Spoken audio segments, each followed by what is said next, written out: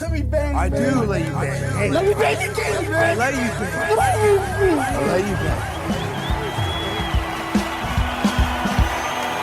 Greetings, marriage and virgins. Go for Jesus. No forget Jesus, people. Hey, I'm not surprised, motherfuckers. Ladies and gentlemen, it is time once again for your favorite mixed martial arts podcast. Recording out of Los Angeles, California, it's MMA Roasted with Adam Hunter. Who the fuck is that guy? What's up, people? We got a brand new MMA Roasted podcast. I'm here with Bill Dawes, black belt, comedian, great guy, great friend, mysterious as hell. I still, I found out you were like a spy. You're one of the people I probably wouldn't be that surprised if I found out you had a whole double life. But in a good way. Have you ever dated a spy? I did. What? I dated a Russian girl, and she ended up being a spy. For Russia? She was paid by Russia to spy on America? I don't know. I don't know what the details were, but it was pretty fucking intense. How did you find this out? Well, when we broke up, some people told me. Maybe it's not true, but it was like there was suspicious shit going on. First of all, she was loaded all the time and always traveling, but it was never like her Instagram was completely dark. Because usually a hot Russian traveling, they're going to be like booty shots in fucking Bali. So this is recent. No, this is probably like 10 years ago. You had Instagram back then? Yeah, 2015, 2000. Yeah, right. That's crazy. No, I never dated a Russian spy. I tried counting like how many girls I've like been with. Sometimes you ever count. Sometimes you can't fall asleep, so you try to think about all the girls you slept with. You know, like counting sheep, you counting sluts. Yeah, and like the Mexicans, they're all jumping over a wall. The Mexicans are going higher. But then I tried putting them in like categories of like, okay, how many strippers, how many porn stars, how many, and if you lost track of how many porn stars, Adam, I have no sympathy for you. I've not lost track, but sometimes I'll like leave. It's probably between like, Bree, can you hear me? It's probably between like 15 and like 22, 23, around there. Porn stars? But, yeah. But a lot of times the strippers and porn stars they cross over. Of course. So do you feel like you've ever been with a porn star who was normal and didn't have mental problems? I mean, I know you're being recorded, so you can't be completely honest, but like they must all have serious issues. Yeah, I think I have actually. You know, I would say that the one that was the most normal was this girl, Kaylani Lay. She was she was a contract girl. And when you're like a contract girl back in the day, I don't think it's the same as it is now, but basically like Vivid Video like buys you out to not work. So they buy you only to do vivid movies. So you only do like 8 or 9 movies a year or 7 movies a year. Really? Yeah, you do but you do all their, you basically, all their Comic-Cons or whatever, like their porn Comic-Cons or, do all their, whatever they're called. So that was the most normal because she wasn't always chasing, she wasn't doing like gonzo porn or something. So she was probably the most normal. And then, but then a couple of them became like life coaches, or of course, or they're just, those who can't do coach. Yeah, right. But none of them ever, or a couple of them quit the business. Like they were not there in it for very long. The ones that were in it for like moved out to LA, became a porn star, and then went back to Sacramento or Miami or whatever, or Oklahoma. Yeah. Those are the most normal. The ones that stayed in the business, I don't think you could stay in the adult entertainment and become normal. There's no way, because eventually you're also going to be on the other side where you're going to be either making movies or an agent or finding girls. And somehow still in that whole world, I feel like it's like being a drug dealer. Like, okay, I'm going to do it for a few years so I save some money, and then I'm out. And you're never out. Never out of the. Don, you ever date a porn star? No, I don't. Not on my bucket list, man. Sorry. Yeah, definitely. But now with like OnlyFans, like it used to be 20 years ago, you did like a top. I'm disappointed enough. I'm disappointed enough women. I don't need to, go for the big disappointment. But it used to be if you did like a topless scene in a movie, like you were like cast, like that was it. You couldn't do commercials. You couldn't do this. You couldn't do that. Now, I mean, like Paige Van Zant's OnlyFans, literally, she's getting fucked. I mean, people send me pictures. Stop sending me pictures, people, and videos. But you could see her boyfriend's dick on her. And this girl was on Dancing with the Stars, and I think she would still be back on. I don't even think there's anything, unless you're trying to do. No, she wouldn't be. She wouldn't be back on Dancing with Stars. Trust me. You don't think so? No way. Disney. That's ABC Disney. No, I'm saying like I don't think she could do Disney anymore. But I think that the door is still open for her to do movies. I don't think she couldn't do it. They got a guy dressed up as Cinderella calling Cinderfella. Come on. You don't think they're really worried about porns? Yeah, they don't want porn stars. But if you're a pedophile, fine. Join the business. Join Disney. You're there. Yeah, or if you got Me Too'd and there's like 27 allegations, just wait around, just wait a couple years and then you can come back. By the way, so I had a crazy, I did Gutfeld. This was my, it's one of those things where like you get so high. Like I did the show on Netflix. Then I did Gutfeld. I invited Vivek Ramaswamy out because he was like, "Hey man, I'd love to go see Russell Peters with you." I'm like, "Oh, Russell's DJing down the block." So we go see Jizza from the Wu-Tang, where I'm hanging out with, literally I'm hanging out with Russell, Vivek Ramaswamy, Godfrey, Melly Mel, and we're watching Russell open up and DJ while Jizza's on stage. It's like, this is like insane, right? I'm like, best time ever. Then I get on a cruise ship, right? I'm like, okay, I got 10 days on a cruise, 2 days on 2 cruises back to back. Dude, I got like legit depressed. I got super fucking lonely. I mean, because you're stuck in this room. You're in this little room, and without a porn star, yeah. Yeah, my daughter had a show. My little daughter had a show, and I was like, she wanted me to see it, so I didn't know when it was. So it was like one of those things where it was like I booked the cruise. The thing about the cruise is you book them a year and a half in advance. So you're like, oh, I always know I have this coming up in this month and that coming up in this month. And they offered me a gang of them. And then I'm like, okay, I'll see my daughter on FaceTime. I'll see her, and then I'm like, great, it's right when my show is. Okay. Then I'm like, all right, I'll be on stage. I'll have the whole audience watch her, and then everyone will cheer for her when she actually had her line in a play.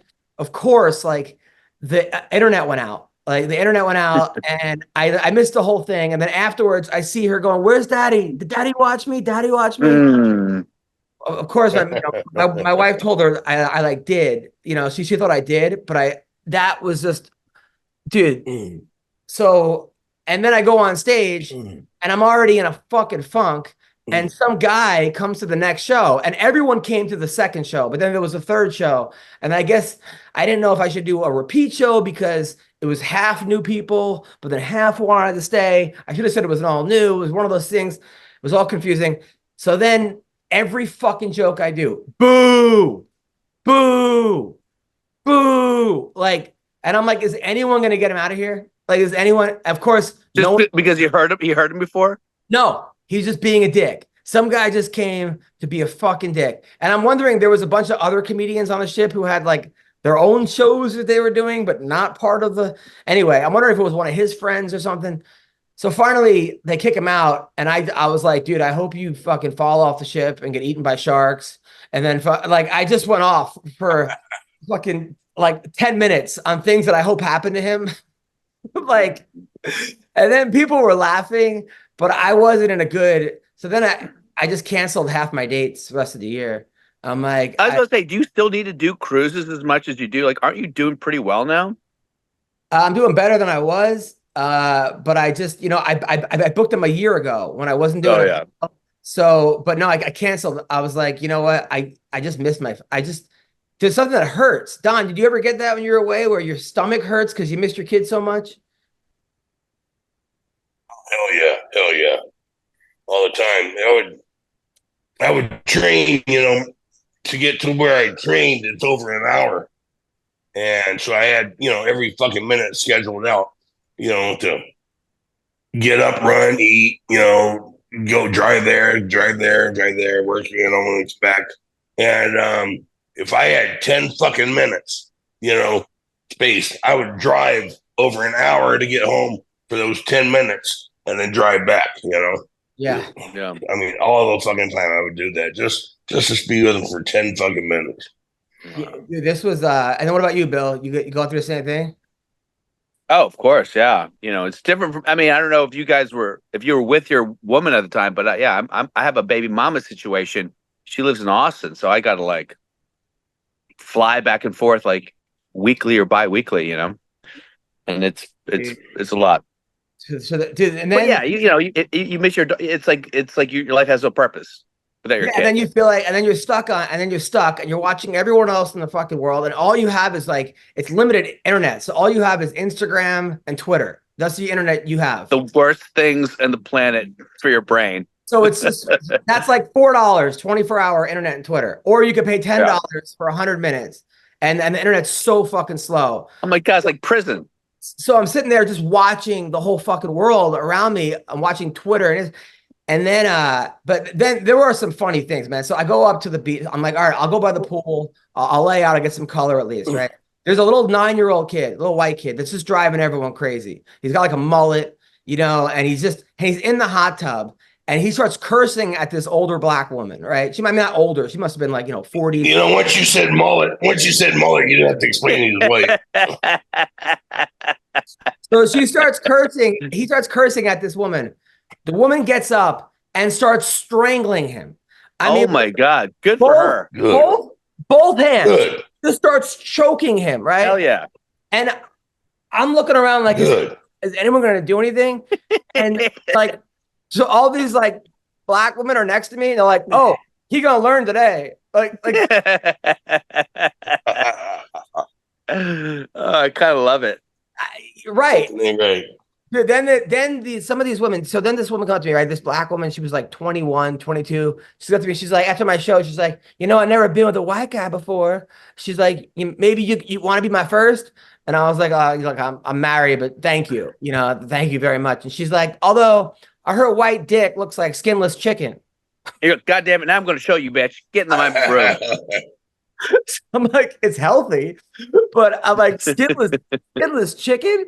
Dude, I'm telling you, there's a whole thing of like Don Frye is one of the last real men in the world because now it's a different level. It's a different level. You go to the dance floor, it's all women on the dance floor humping each other. Like it used to be like, you remember back in college, Bill? It was like when like reggae came on, it was guys and girls grinding, and it was like action and dirty dancing. Oh, it was dirty dancing, dude. Now it's just women dirty dancing. Half of them are lesbians, half of them aren't, right? And they're on all fours while the other girl's humping her butt, and the guys are standing by the side like this, like scared. The guys are just chilling, right, with their skinny jeans. Dude, this woman comes up to me. She's like, "Hey, she's like, she goes, you want to get pegged tonight?" That was her opener, and I was like, and you were like, but I got pegged last night. Has that line ever worked? You know what that means, Don? Pegged? No. It's when a girl has a strap on and just bangs a guy in the ass with the strap on. Like that was her opener. That was her opener, and I was. You like, want to get pegged? Wow. Do I want? I was like, no, thanks. If she'd asked you, if she'd have bought you a drink, you'd okay, right? And then another girl offer a drink first, at least, right? And then another girl goes, she goes, I love sucking dick. It's like a sport to me, right? This is like these people, dude. Then there was a woman that was like 8.5 months pregnant. I mean, you could almost see the baby coming out, right? She's sitting there smoking weed, right? She's smoking weed. She's got a tattoo on her face, right? God. A fucking coiled snake, and she was like kind of attractive, right? Then she's got another tattoo right here, like a dot. And I go, why do you have a dot? She's like, oh, I want people to think I'm Arabic. She goes, I want people to think I'm Muslim. People are going, get the fuck out of my face. I was like, that's not even the right. It's not even the right. Yeah, religion. exactly. It's Indian, stupid. Dude, I'm like, why am I the first person to tell her this? Dude, Then this other girl, the black girl who said that the white dick looks like chicken. She goes, she was telling me, she's like, see that guy over there who looked like Tyron Woodley, like a bigger Tyron Woodley, like a more jacked. And she's like, he fucked me last night. She's like, I go, how was it? She's like, well, about right when he was banging me, he grabbed the back of my head and he said, tell me you love me.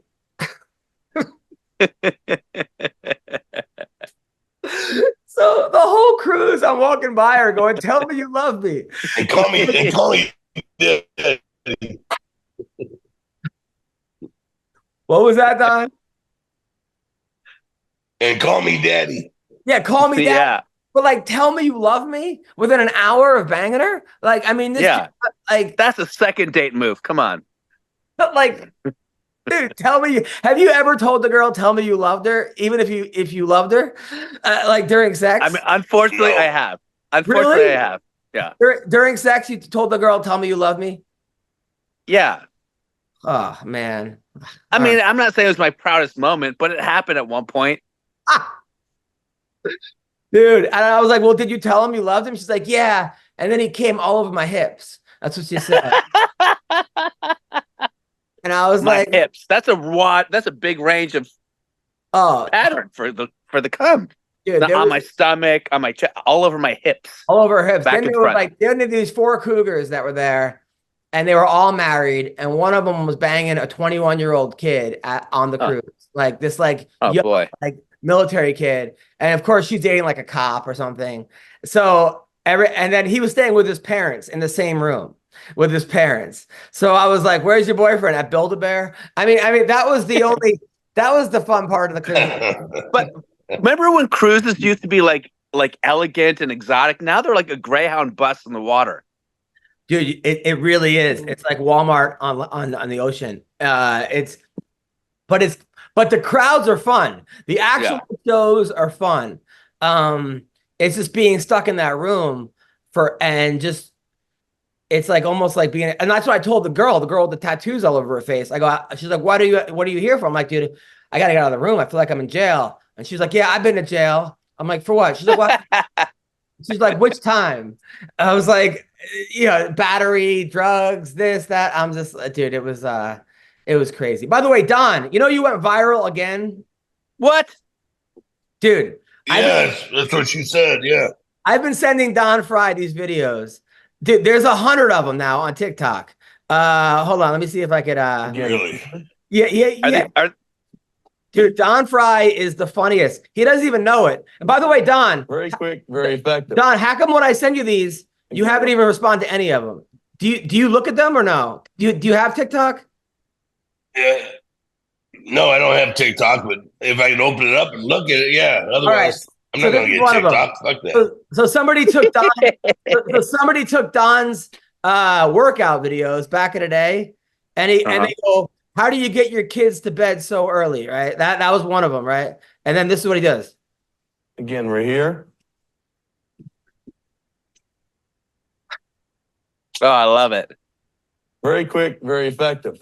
So that's one of them, dude. There's like 15,000 of these on TikTok right now. Just so you know, How to get your wife out of shopping.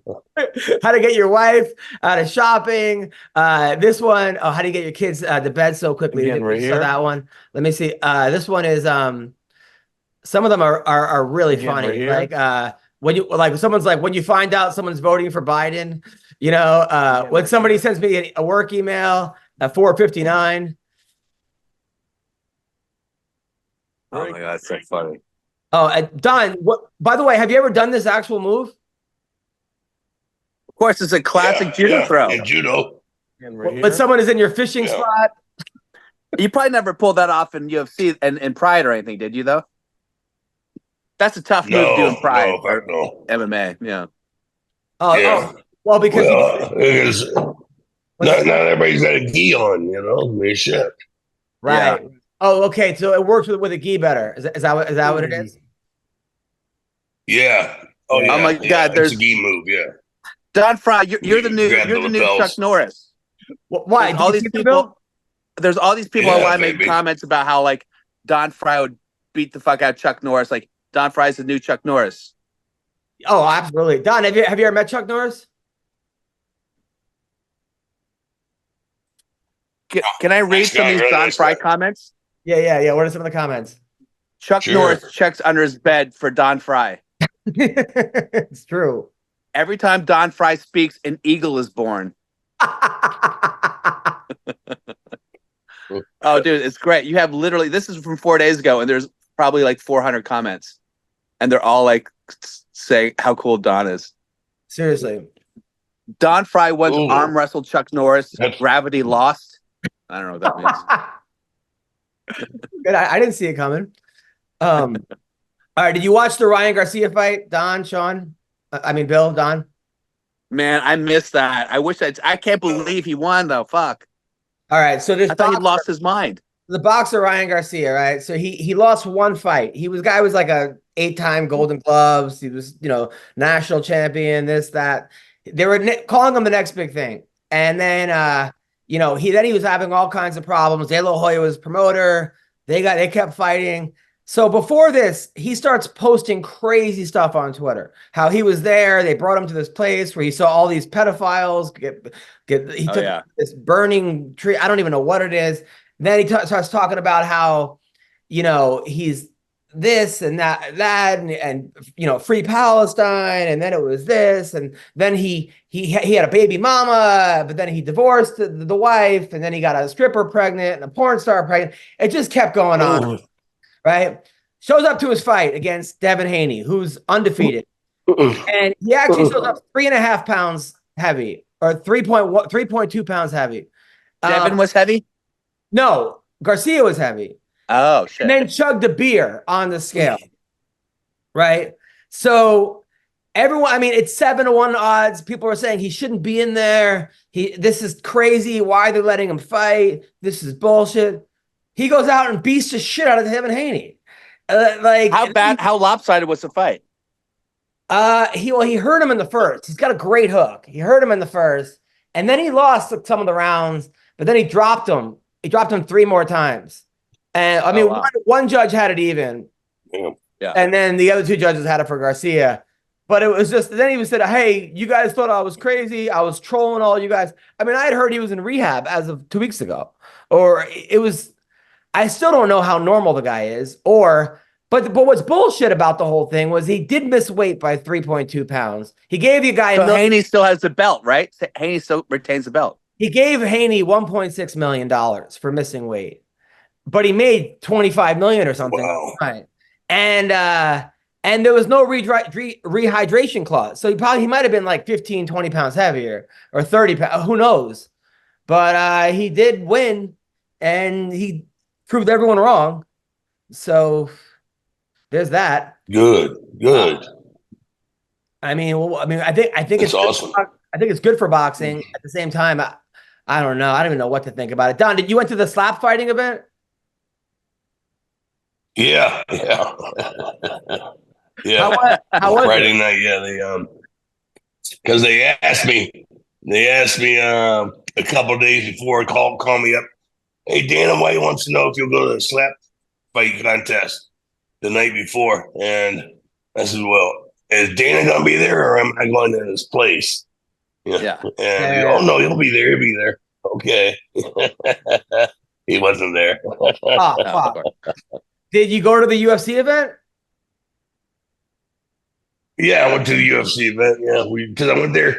I did the slap fight thing Friday night, and then Saturday night before the fights, I did extra rounds. Got it. And then we went and did the VIP experience at the bar. The Sky Bar and Lounge, and then we went and watched the fights. So we haven't been on the show since UFC, and then we closed. So I don't want to beat a dead horse. I'm sure people probably already forgotten about it, but fuck it, it was an amazing event. With the main event, Jamal Hill versus Pereira, I don't know how you say it. Yeah, I couldn't think of a worse strategy for Jamal Hill. You're going up against the best kickboxer, one of the best kickboxers in the world, and you get into a kickboxing fight with him, which is what he said he was going to do. So I guess credit for that. But why would you do that? Don, talk to me. Because you're a dumbass and you have bad trainers. Right? I mean, do you think he was like, well, I got the speed advantage, got my power? I mean, did you know that was going to happen as soon as the fight started? No, I didn't know what his strategy was. How the fuck would I know his strategy? No, I'm saying, but when you saw him standing and trading with him, were you like, okay, it's only a matter of time? Yeah, that was obvious. Yeah. Then that Spanish dude, what's his name? Ferreira? Yeah, Brazilian, yeah. Yeah. What was you say it? What's his name? I think it's Pereira. Pereira? Yeah, I don't know if you say the R or not. Because sometimes Pereira. I mean, I was saying Royce for years. He's just a fucking savage, man. You know, he's a savage. You know, why would you want to sit there and trade with that guy? What was Jamal Hill's specialty? Was he a wrestler? Was he like a what was No, I mean, he's good on the ground though, but I think he might have wrestled a little bit. I mean, he's mostly a striker. He's got great power, but you know, there's levels to this shit. It's like it's the same thing. It's like now Sean O'Malley is like, oh, I'm gonna box Ryan Garcia. And like, dude, we all know what's gonna happen in there. Like, you've never had a pro boxing match in your life. You're going up against a guy who's a world-class boxer. I get it. $20 million, $15 million, $10 million. Yes, you know, and you're like, well, I mean, the thing is, MMA guys like, well, it's not my sport. So it's like a fucking, I guess you could say it's like a basketball player. Be like, all right, so I suck at baseball. So what? I'm not a baseball player. At the same time, I mean, I still think you lose something out of it. I still think that, unfortunately, and it's like it sucks. But Dana's going to have to start paying people. You know, he's just going to have to start increasing their fight money. You know, so that they're not forced to go off and do this shit. Do you think that makes the whole sport look bad? Do you think that Dana would open it up to boxing too, like some special event boxings for the UFC? I know he tried. He tried to go into Zuffa boxing, and I guess he was like, you know, boxing is such a hard thing to break into. It's so, you know, there's so many politics, so many dirty politics behind it, you know, and he's got such a stronghold on MMA. But the thing is, I hate to say it because, look, in my eyes, it doesn't, people's, you know, what their value and what they've accomplished doesn't go down, right? But in a lot of people's eyes, Tyron Woodley getting knocked out by Jake Paul, it's like it diminishes what he did in mixed martial arts. And same goes for Ben Askren. I hate to say it, but Ben Askren getting beaten by Jake Paul. You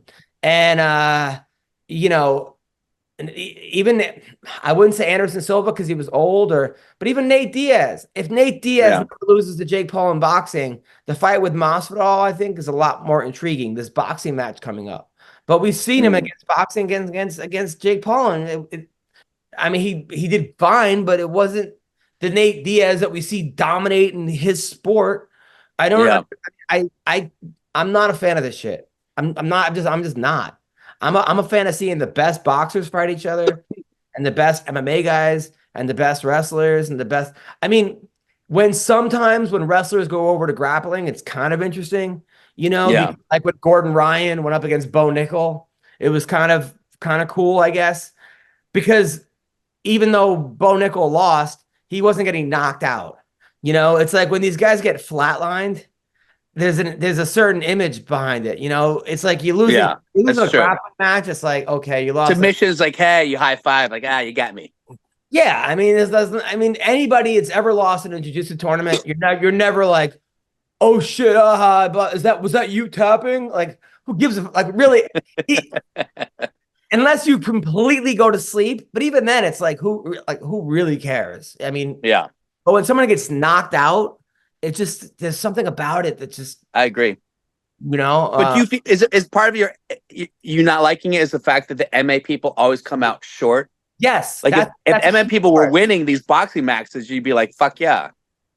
Yeah. I mean, I was super happy for Ngannou when I thought he beat, what's his name? The best boxer in the world, talking about, Tyson Fury. Tyson Fury, yeah. Fury. Yeah, that was great. But that seems to be like too few and far between. And even then, he didn't knock him out. Like, dude. And then his next fight, he got demolished. Holy shit. Dude, when Tyron Woodley lost to Jake Paul, I was like depressed. I mean, like, legit depressed. It was also an ugly knockout. Yeah. Even when Ben Askren lost to Masvidal and that flying knee, that also gave me even though that wasn't boxing, that was mixed martial arts. So, what did you think, by the way, Don, of the Justin Gaethje Max Holloway fight?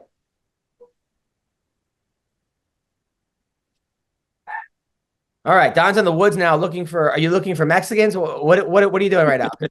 Sometimes That was a great fight, man. Now you had really good Wi-Fi, and now it's somehow got worse. He's hunting elk right now. Dude, he really, on the weekend sometimes, I'm not kidding, he goes on the border to look for people like coming in. And this is like when you live in there. Do you live that close to the border? Yeah. Yeah. Border's only an hour away. Oh, shit.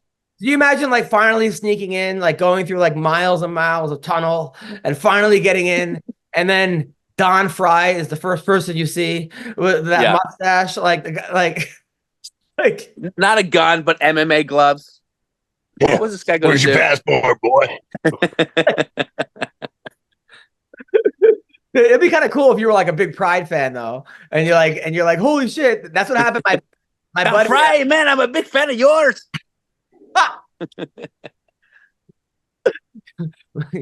Will you slide my kid? All right, so Justin Gaethje versus Max Holloway. Now, was that the worst version of Justin Gaethje you've seen in a while, or did Max? I think so. It looked like Gaethje was off, right? Looked like he was slow. Yeah. Well, he broke his nose in the first round, right? Yeah. That'll do it. That'll do it to you, partner. Yeah. Right. The Bo Nickel fight. I thought the other guy fought a good fight, Cody Brundage. But what were you saying, Don? I said, when you get your nose broke, every time you get hit, it hurts you. Even if you get a body shot, it just vibrates all the way up to the nose. Oh wow! Just every punch takes something out of you more. Yeah, I mean, it's a nasty feeling. So you had a fight with a broken nose? Yeah.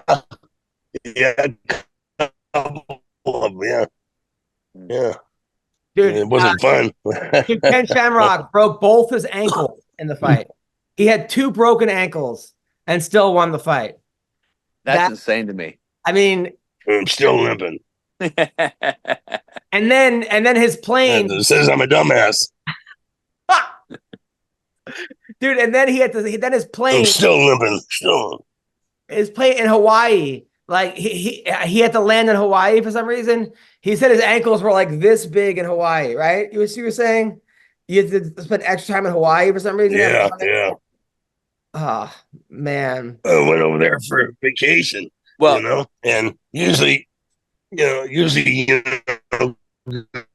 from Tokyo to LA, but this time we stopped off in Hawaii, and that was a good thing because my ankles were so swollen up. I had cankles, I looked like Hillary Clinton. It couldn't have been that bad. Yeah, come on. Let's not exaggerate that. It was bad. So I know Bo Nickel was really hard on himself, but listen, I mean, guys are going to get better. And I thought he did fine, What was the fight? I missed that fight. So give me the breakdown. So Bo Nickel, how was he failing? He fought Cody Brundage. Cody came out and just tried to like hit him as hard. I mean, basically it was like, that's never been tested. And he flipped a little bit, but he didn't really get hurt. And then he just kept taking him down. And he won by takedowns, basically? He submitted him.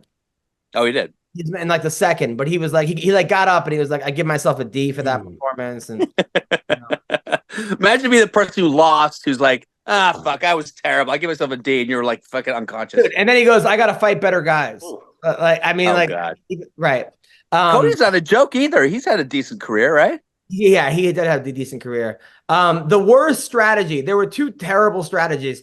Jamal Hill was a horrible strategy, but also the Kayla Harrison against Holly Holm.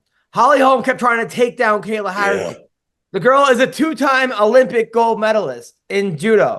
2-time. Never been done before. And she kept going for the takedown against her. Like, Don, talk to me. I can't say anything bad about this fight because the next morning I rode on the bus to the airport with the coach. What's his name? Greg Jackson. Ollie's coach. Yeah. So I didn't say anything bad. I didn't say questioning. You want to ask some questions, but you see how upset he was. So and I didn't say anything. So it'd be chicken shit of me to say something now. Well, I mean, to her credit, Holly was like, I did everything wrong.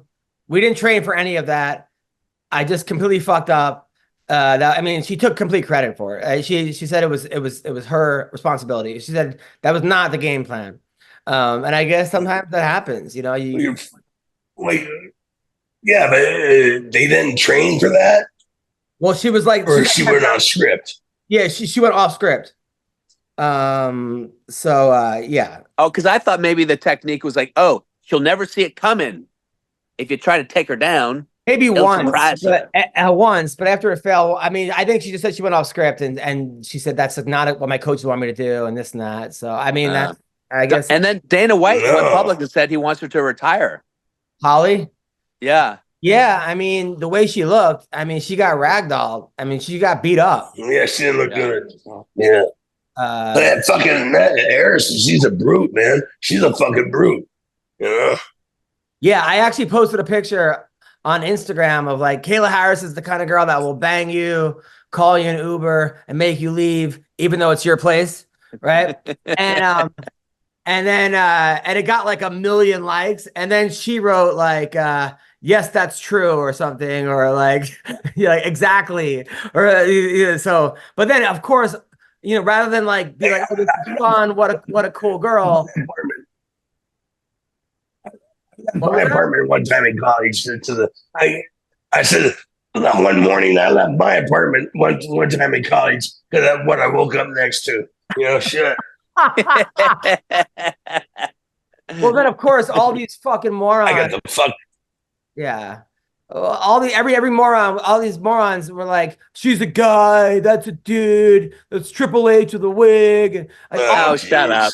So now she's on steroids, so I just delete the comments. I'm like, I tagged her in it. I'm like, dude, fuck you. Yeah. No, she worked her fucking ass off. Yeah, that's the thing. That's why these girls are so muscular, because they work their fucking ass off. Yeah. And they're trained professional athletes. There's a difference between a fucking athlete and a person, or a difference between a professional athlete and a regular athlete. Yeah, of course.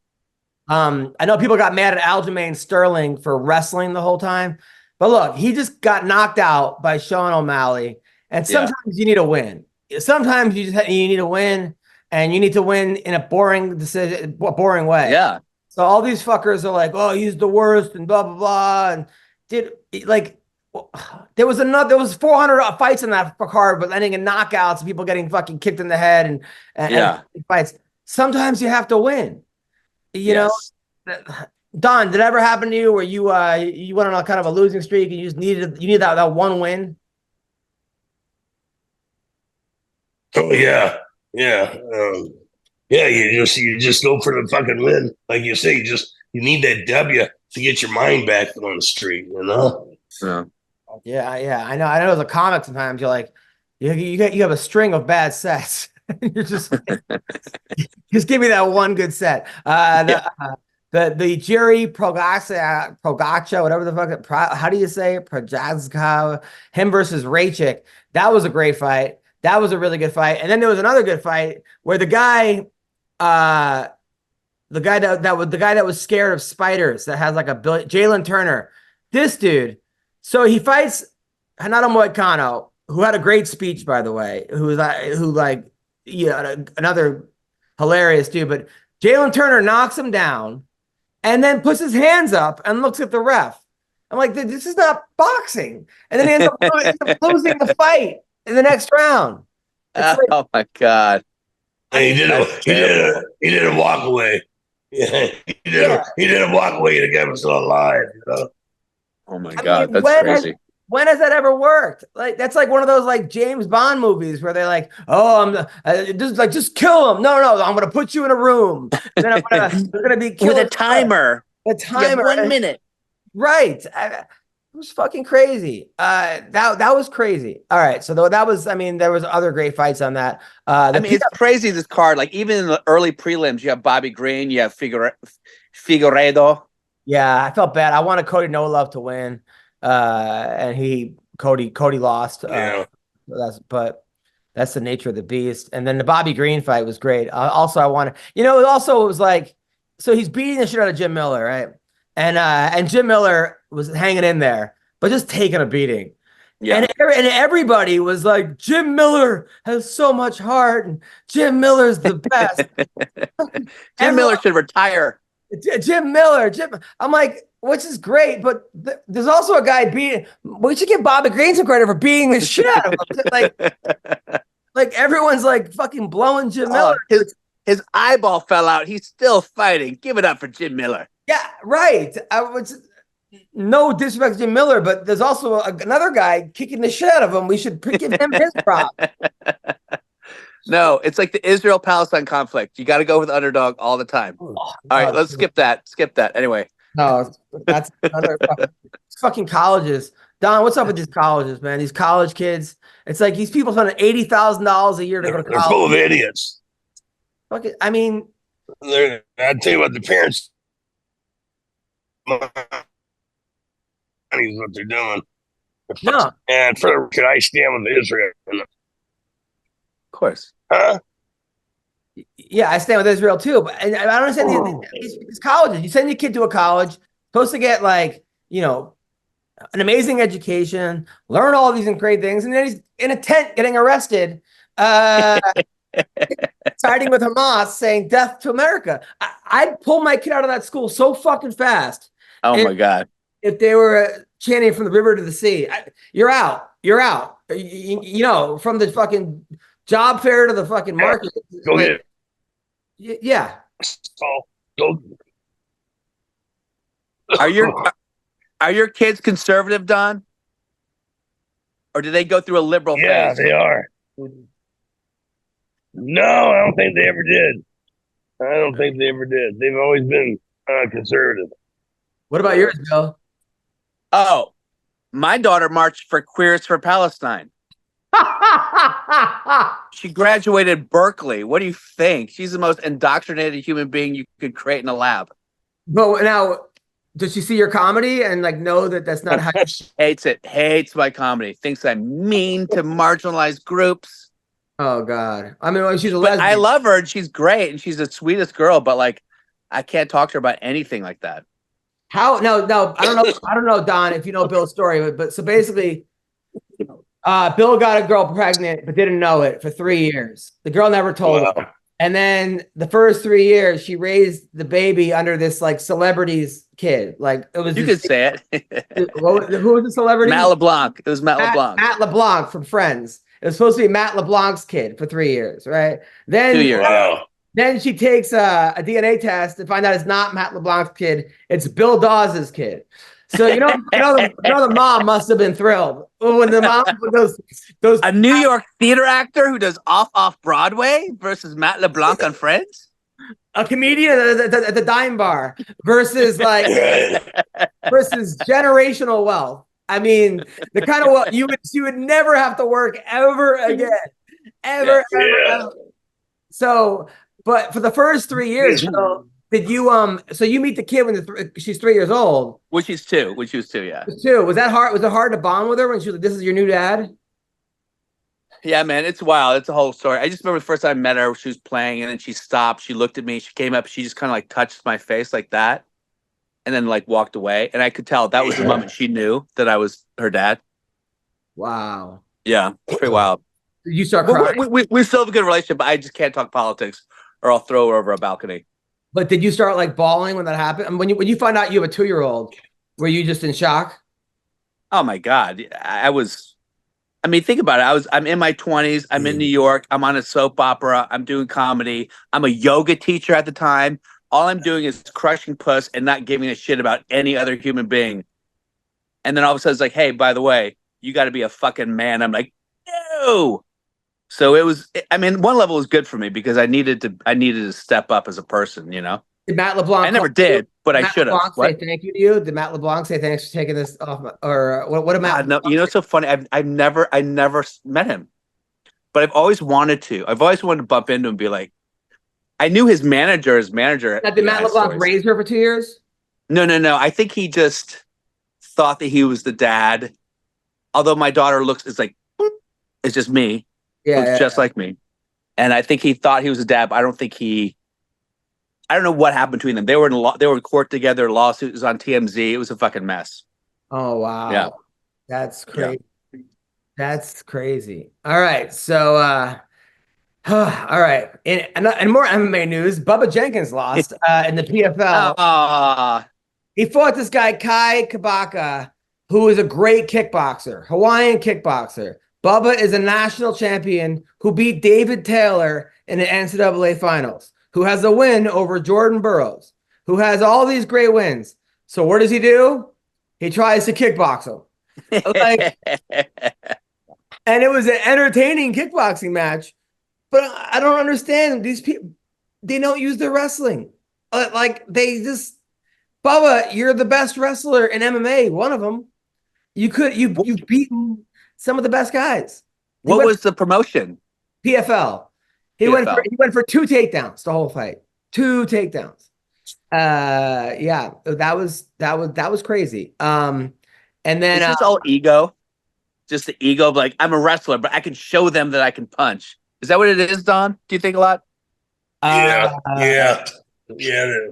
They just say, I don't know what the hell's wrong with them. You know, they just want to prove that they do something different and still be successful. You know, that they're just not. The definition of them is not wrestling. You know, when it is. You know, it fucking is. You're a wrestler. Stick with it. I think it is that what makes you great a lot of times is your stubbornness. That's what when everyone tells you can't do something, I can do it. Bubba got kicked off Penn State by Cale Sanderson and came back and beat the guy that replaced him at Penn State in the finals. So what makes Bubba great is his stubbornness, but that also is what kind of kills you sometimes. And that's Ronda Rousey. Remember when Ronda Rousey became a boxer? And she's people telling her, "Oh, you're a boxer, and now you could beat Holly Holm in a fucking boxing match." So she, yeah. I mean, how many times are we going to see this though? I mean, but so yeah. Anyway, continuously. It's not going to stop. That's one thing I appreciate about Gordon Ryan. You know, a lot of people are trying to get him to MMA, and he's just like, "I'm the best no-gi grappler. Why would I go to MMA?" Yeah. Also, by the way, we have Gerald Harris. You know what Gerald Harris is? He's a fighter. He was in the UFC, and he was killing everyone in the UFC. He won the Ultimate Fighter. Then they cut him. Then Dana White's on a podcast, a radio show, and he calls in pretending he's not him and trolls Dana White. Why don't you bring back Gerald Harris? And he's like, "Oh, Gerald's a good fighter." He's like, "It's me, Gerald Harris." Then he comes back. So he comes back to the UFC. He kicks ass again. He fights a guy who tests positive for like 85 different steroids and loses on like a week notice, right? So then he goes to Bellator, this guy, and they put him up against like just world champions on like a day notice, a 2 days notice. Amasom. But he still does really well against him. Meanwhile, he's a comedian, hilarious. And not just any comedian, Bill, like a fucking crush. It's because he does it like twice a year. But the whole fucking Tulsa comes Like everyone in Tulsa comes in. He's like the mayor of Tulsa, right? I hate that when people do comedy twice a year and they fucking murder. Dude, then the guy has like 9 kids, right? He's got 9 kids.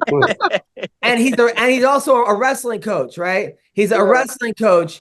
And some of the kids are homeless on his team. He found out one of the kids is homeless. So he's like, you could live with me. So you're like the Willy Wonka of MMA. Dude. So yeah. So how you doing, Gerald? Okay, so excuse my lateness, but as you can see, my cousin helped me. Car broke down on me, man. Oh shit. So a sensor went out. Sorry, I'm cleaning off my thing on my Tahoe, and it made my battery die. Long story short, my car. It's a decent car, but just one little piece. It won't come out. Oh, you got it? Okay, cool. So that's why I apologize. That's why I'm running late. Working on this car, but man, I could do a podcast from anywhere, so I appreciate it. I mean, you want it? We could do it because I told Tyler I didn't think you were coming, so I told the next guest to come early. You want to come? You want to come next week? Next week would be perfect. I'm so, but as you can see today, I'm not lying, obviously. But I don't have to lie about anything. There's nothing. The only thing I ever lied about was beating Daniel Cormier in college. Hey, add something to the bio. I got back in the UFC on season 25 of The Ultimate Fighter, the comeback season, and the day before the show started, I tore my Achilles tendon. Oh shit! Oh shit! Yeah, horrible luck, man. So You're doing good. But dude, the guy has like 6 gyms in Tulsa. It's all like, dude. His shows, by the way, Bill, are all hot black women. And it was like during COVID, like the first week of COVID. Can you see the school? Let me clear this up. Dirty. You see this? This looks like a college. I don't know if you can see that or not. It's a little blurry. Is that what you're coaching? Don't like focus. Oh, it sucks. Must be on like focus mode or something. Nope, it's on Zoom. Are you an actor too, or just a comic? No, you know what? I've had a lot of offers, but never did any acting. Because you're the real Tulsa king. Why didn't they put you in that show? I don't know. Somebody told me to audition for it, man. So, dude, he really is. Like everyone comes out to see him. Like, and he's such a good dude. We're gonna do next week. Yeah. Because I got Tyler Diamond coming out. But yes, so we'll do next week. Fix your car, Hurricane. You're the best. Appreciate you guys. I'm sorry, and nice meeting you. All good, bro. Nice to meet you, man. All right. Nice to meet you, Bernard. Yeah. That's a good dude right there. Really, really good dude. So Tyler Diamond's supposed to come on now. Oh, he's downloading Zoom. Perfect. So he actually Tyler won his PFL fight too. He's another guy that was like he was in the PFL. He was in PFL. He went on the Ultimate Fighter. He won. He lost to Bryce Mitchell in the finals with a great fight. UFC didn't sign him for some reason. He had some amazing PFL fights. Then he retired. I don't know what. He had a kid. He had 2 kids. He was selling cookies or something. I don't even know what was going on. But now he's back in the PFL and he kicked ass last week. So I wanted to have him on the podcast and talk to him about that. So he should come. So this week, here he is, Tyler Diamond. I was so happy for him because this guy. Sometimes people tell me I'm underrated as a comic. I'm sure Bill, you get that. And then sometimes you see fighters that you're like, man, this dude has all the tools. He could easily be in the UFC, easily be dominating in the UFC. He just hasn't had like a couple fights could have went his way. He's had some not bad luck, but just not the right luck. So I was so happy when he got the win last week. Tyler, I'm talking about you, man. Oh, hey. Congrats. I'm trying to get to a place where I can hear you super good, and I got a bunch of fucking spam callers. God damn. You didn't want to hear. You didn't want to hear what he was saying about you anyway. I was saying that you had a great fight. By the way, you're here with Don Frye. The man. Yeah, and Bill Dawes. The unknown. Right last week. You don't even look touched up. Yeah, I'm good. Holy shit. Now, you were the underdog, right? Yeah, I don't know why, but I guess I was on paper. That was the best. You look more jacked than I've ever seen. And your striking looked better than it's ever been.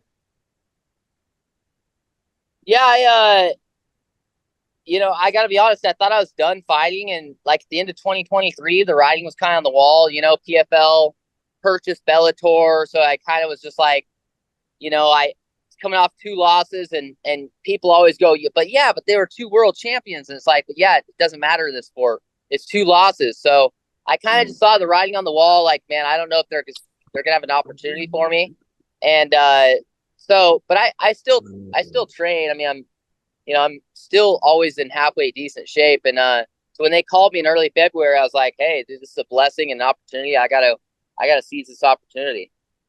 This was the best you looked, man. I mean, you looked so good. Striking looked good. He did have you in a guillotine in the 3rd. Were you worried at all or no? No.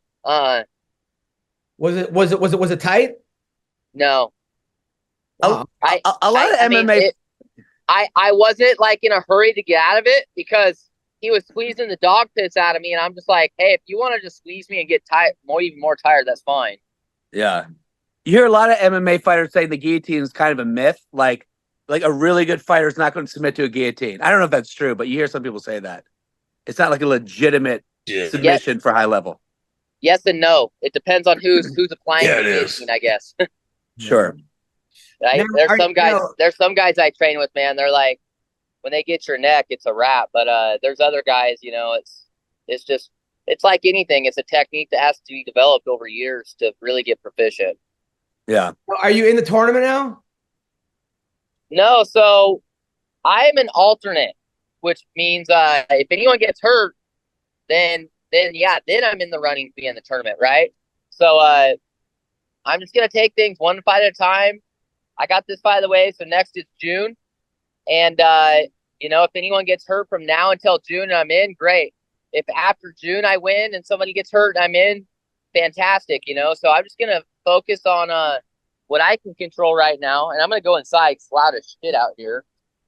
I'm going to focus on what I can control. And that's just take it one fight at a time and win one fight at a time. Come on, buddy. Got it. Now what are you doing for work? Because every time I see you on Facebook, you have a different job. Yeah, I'm a jack of all trades, man.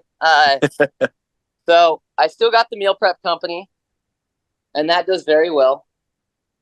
I remember that. I went owner builder and I built my own house. I didn't do all the work myself, of course. I subbed a lot of it out, but so my dad was a general contractor, so I've developed some skills there. So, the plan is to win this $1 million this year and build a bunch of spec homes, just go owner builder on all those, have the capital to be able to do that. So I live in Paradise, California now, largest wildfire in California history. Yeah.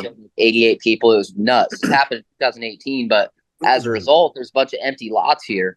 And, so there's a lot of money to be made, but yeah, I mean, pretty much I just got the meal prep company. I got the beef business. Don Frye might be into that. It's pretty cool. I sell halves and wholes beef to people. It's not doing amazing being in Joe Biden's economy right now, but, things are tight for everyone. Nobody is, man. Yeah, I think things are really tight for people right now. But yeah, man, I got my hands invested in a lot of different things. Not if you ask the stupid people. If you ask the stupid people, they'll tell you it's great. Best got me on. Oh, I know. I think the guy's name is like Mark Hamill. He was in Star Wars back in the day. That's got to be the stupidest motherfucker I've ever seen in my life. He was basically saying that Joe Biden is the greatest president we've ever had, and I'm like, gosh dang, dude. Guy's a fucking moron. Yeah, I don't know what happened to him post Star Wars. You would think that he was the fighter and he's been hit in the head too many times. Well, he did get in a very bad car accident. That is true. Yeah. Oh, he did? Okay, well, hey, maybe I'll give him a little bit of grace then. We're both in outer space. Now, so as far as were you at Team Alpha Male for your training camp again? Yes. Oh, nice. How far are you from Sacramento? It's like an hour 40. Wow. So you're driving 2 hours to train and 2 hours back? Yep. Wow. That's what I used to do. I did it every fucking night, buddy. Yep. Hey, it's tough. 6 days a week. But Don, when you feel like when you train super hard in your training camps, that's what gives you confidence in your fights, right? And then the travel for me just adds another dynamic because it's such a sacrifice. Right. it feels like the more that you sacrifice during fight camp, the hungrier it makes you leading up to a fight. So yeah, man, I was just super hungry. I mean, the traveling every day, the hard training, which comes with the territory, right? Being in such a huge caloric deficit, trying to trim the body fat so I can make weight as easy as possible. Yeah, man, I sacrificed a lot for this one, but we all do. And if you want to win and you want to succeed at the highest level, you have to make big sacrifices. You looked great, man. I mean, your body looked more ripped than I think I've ever seen. Like you look like you've been on a different gym plan or something. So yeah, I mean, I think the longer I've been in this fight game, the more I've learned about the nutrition and the more I've learned about my body specifically as well. So nutritionally, I was just dialed in, no cheating, you know. So yeah, I felt as good. a guy with belly fat, what are the tricks? What are some good things that you do for the belly fat? Well, what do you do? You say you were dialed in specifically. What were things that you feel like, oh, I've discovered hacks now I didn't know before? I think the biggest thing for me and that other people could benefit from is just I'm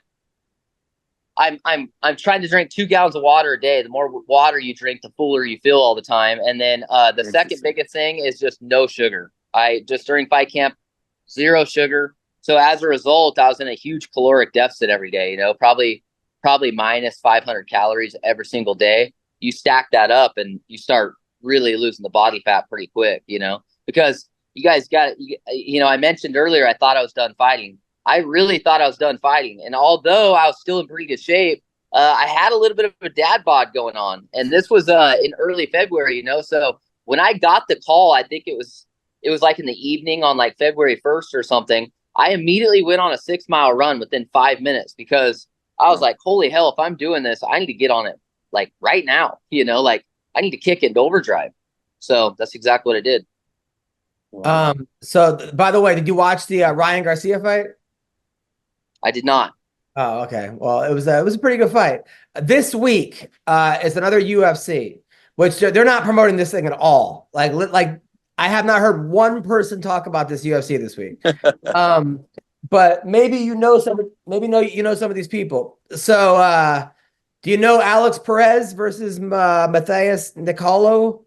I know Perez more than Nicolo, but Nicolo, he's good. I saw him fight one time. He's tough. How good is Perez?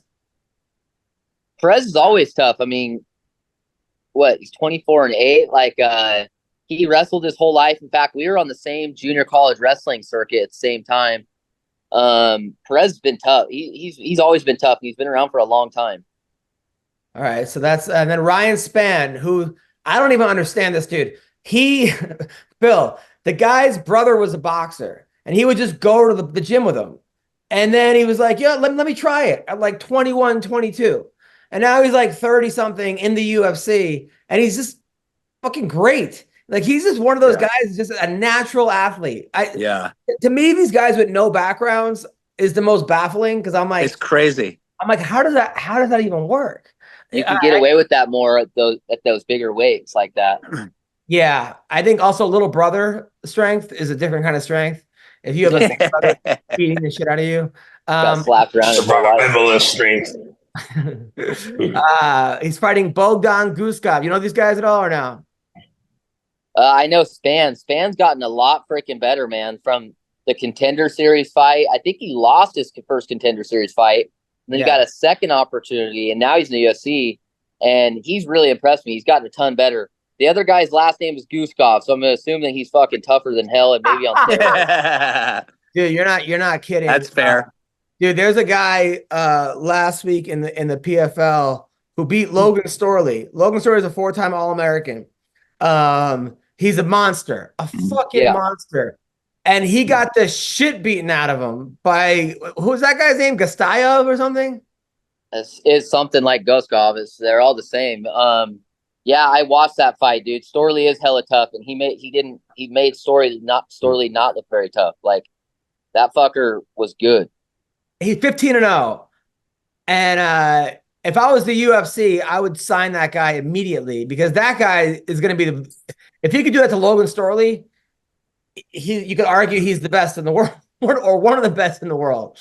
For sure. Unless Storley just had an off night, but normally guys like Sterling don't have off nights when you're a 4-time All-American and yada yada yada. But man, that was scary. Also, Tim Means versus Uros Medic. You know, these guys. I know, obviously, Tim Means. Tim Means the guy who went to jail back in the day. He told me, when guys masturbate, they used to put the thing on their wall saying "Don't come in," in like in his jail cell. I'll never forget that. And now he's a middle school wrestling coach. But he's fighting Uros Medic. You know anything about Uros Medic?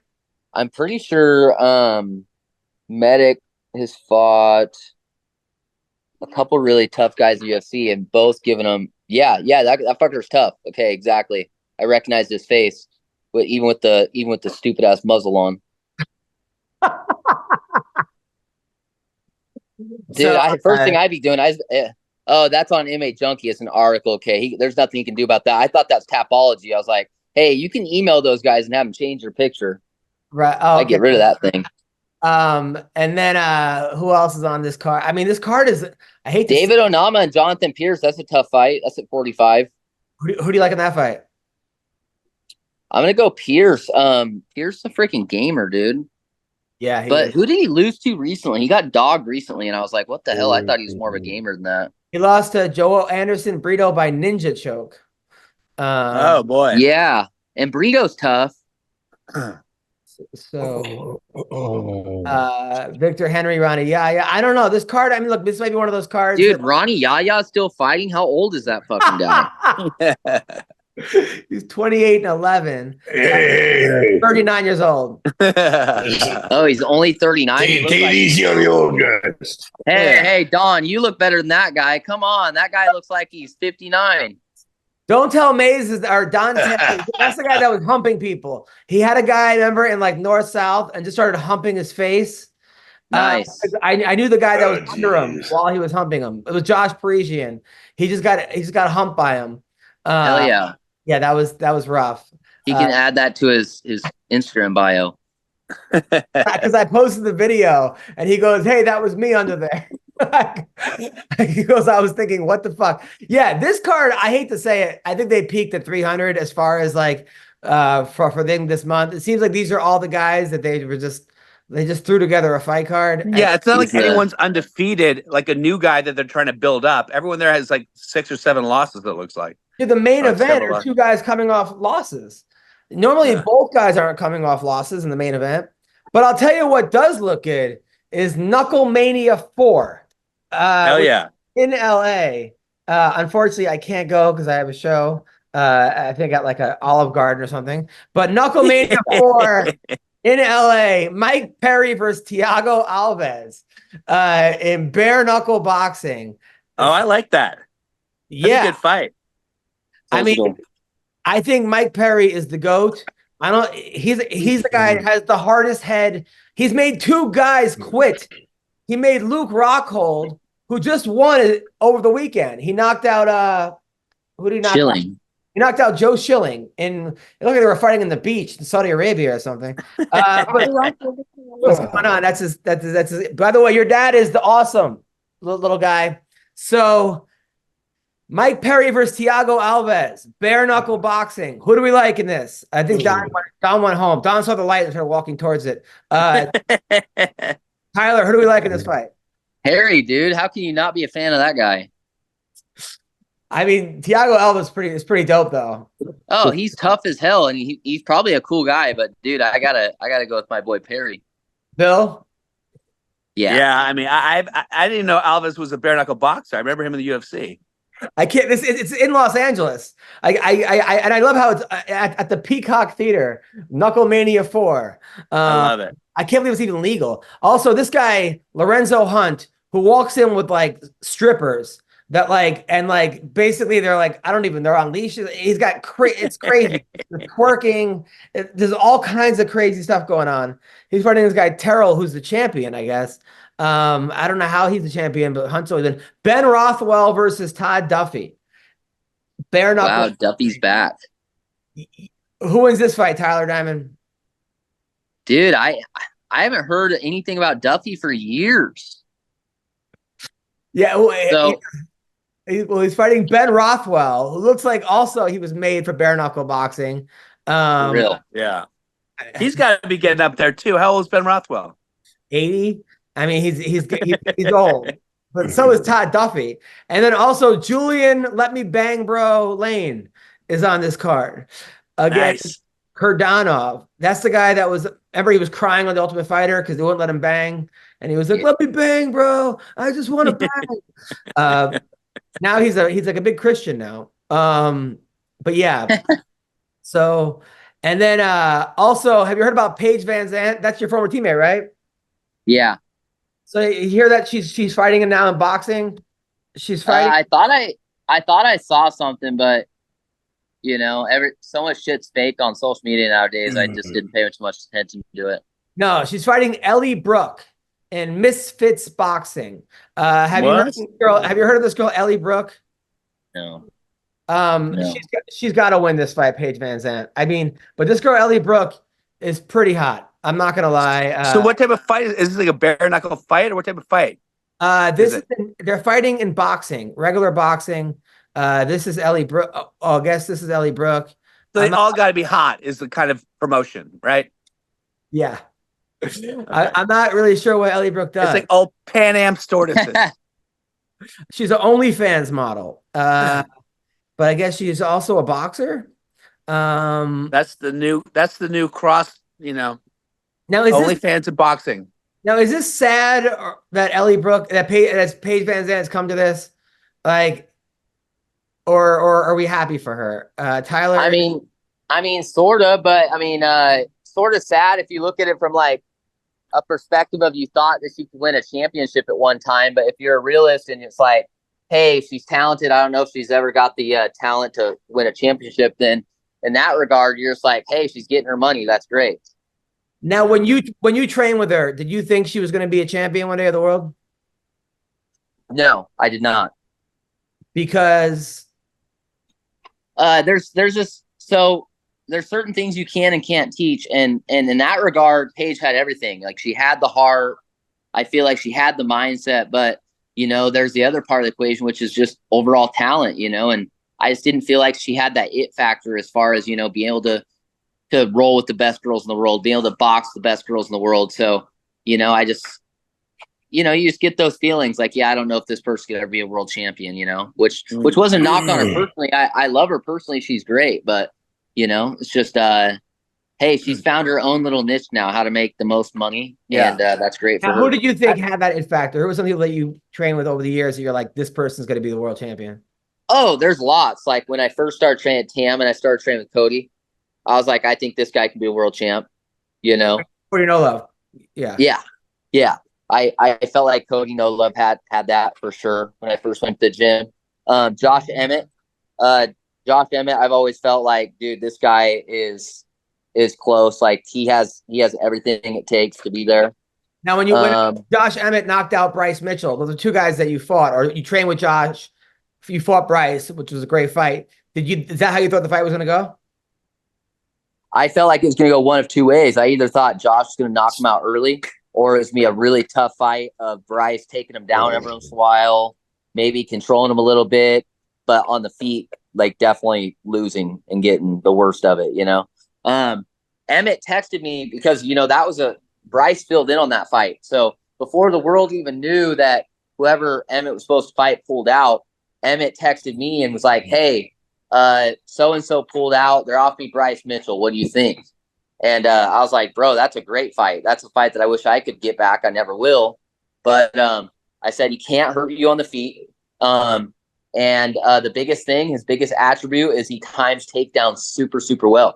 Like his wrestling isn't that good, but he times the takedown well. And I said, bro, if you know when he likes shooting when you throw a right hand, just make your right hand straight and throw uppercuts. And he didn't listen to me at all. He threw a looping overhand and knocked the guy out in 30 seconds. So I guess I didn't know much, right? But he ran through touchy-feely. Do you think he was going to run through touchy-feely? No. I thought Andre was going to beat him. I mean, like I said, I fought Bryce. I've trained with Andre. When that fight got announced, I was like, oh, Andre will be in that fight. Andre cornered me when I fought Bryce, So I was like, oh, cool. He's going to get redemption for me. And it didn't work out. Sage Northcutt, did you think he was going to be champion? Sage, I was always on the fence about because he's not like a guy that's in the gym, 2 to 3 times a day, every day type of thing. Like he's got other obligations outside of fighting. And, that's part of the equation for me for guys who I feel like be world champions are the guys that are in the gym more than everybody. Not only are they more talented than people and they work harder, but they're in the gym more than everybody. And they're not out. They're not out getting highlights, is what you're saying. Yeah. Did you train with Chad Mendez when he fought Conor? Yes. Now, because I was at that fight, and I thought Chad was winning that fight for a little bit at least. Yeah, he was. Did you realize? Did you realize how good Conor was at that point? Yes and no. I mean, he fought Chad on 14 days' notice, and Chad legit wasn't in the gym at all. So, I knew that for Chad, he was going to have to sleep him and finish the fight early, or it wasn't going to go his way. Hey, son, come here.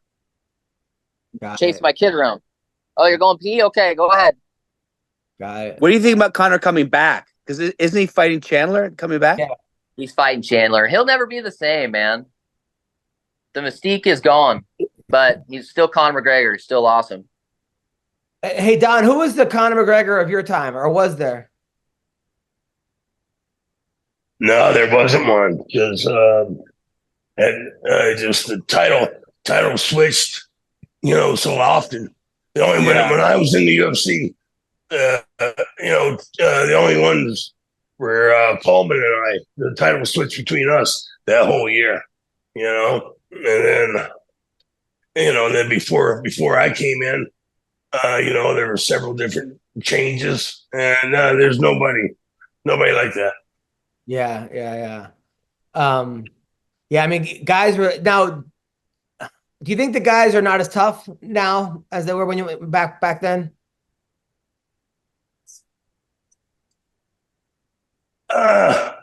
It's a different thing. It went from a fight to a sport to a TV show, Interesting. And there's not really not a lot of comparables about it right now. I don't think. I think you would like the way Tyler fights. I mean, the talent pool. Because Tyler fights in a way. The talent pool bigger. Talent pool. Yeah. This guy Tyler fights because he'll be getting the shit beaten out of him, but keeps going. Like he just keeps going. Nobody have you never quit in any of your? Have you ever tapped out? So I did in my loss against Mobley Kovalaev, but what no one fucking knows about that fight is I separated my shoulder 6 days before that fight. So I had zero use of my left arm going into one of the biggest fights of my life. Wow. So you never thought about pulling out? No, I highly thought about pulling out, but I trained so freaking hard for that fight. I almost had like a delusional perspective. I was almost like, hey, I trained so freaking hard. I'm in such good shape. I can beat this guy with one arm. And I firmly believed that at that time. So that's why I didn't pull out. If I would have started having doubts, or if I would have been doubtful, I probably would have. But at the time, I didn't have doubts. Like, I was mad. I was like, man, this freaking sucks. But I can still beat him. So, no, I didn't pull out. And he ended up arm triangling me on my paralyzed arm side. So, yep, that's the only time. Oh, my God. Yeah. If you get training so hard, you get a Messiah complex, Yep. Now, I mean, Exactly. Your coach is saying just only throw right hands?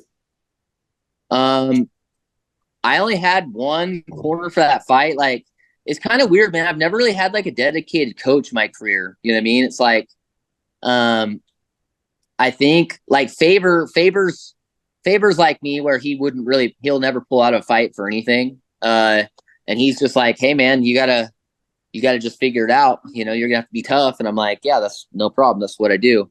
So I think everyone was just kind of under the same impression as me, is like, are you going to fight? Okay. The answer is yes. Then you just need to it's just 15 minutes. You just need to, deal with it. That's pretty awesome. I remember when Faber broke both of his hands in a fight and was just throwing elbows. Remember? I forgot who that was against. Mike Brown. against Mike Brown. Yeah, that was his one kryptonite, was Mike Brown. Yep. In their second fights, this is the first fight. I think he got knocked out by Mike Brown. And then the second fight was like, here, you get redemption. And then he ends up breaking both of his hands. He was just throwing elbows. Yeah. That was, yeah, that's pretty awesome. Well, all right. Well, listen, where can people order your meal prep? Where can people find you? So I haven't gone like the shipping route. So I don't ship my meals across the US. I only service Butte County, to be honest. Which is fine because it's such a big market. But yeah, I have a website like any other company where people go and they pick and choose what they want when they want it, type of thing. But yeah, man, that's going really well. What's the website called? Diamond-mealprep.com. You can go and look at it. It's pretty professional. I made it myself, which is surprising. I love it. And then where can you get Don some meat? Hey, where do you live, Don? Arizona, Tucson. Hey, I've always wanted to visit Tucson. Come on over. I could deliver to my man. Don. All right, come on over. That'd be sick. All right. Come on over. We'll have a couple of drinks. Hell yeah, I would love that. That would be incredible. Bill, what do you got coming up? Just shows at the Laugh Factory Wednesday and Improv Thursday. Nice. That's it. And Don, you? Oh hell, what do I have coming up? I got a couple of things. I can't remember what they are. Perfect. Well, go to AdamHunterComedy.com for all my dates coming up. You guys are great. Have a great week, guys. Love you guys. Bye. Okay.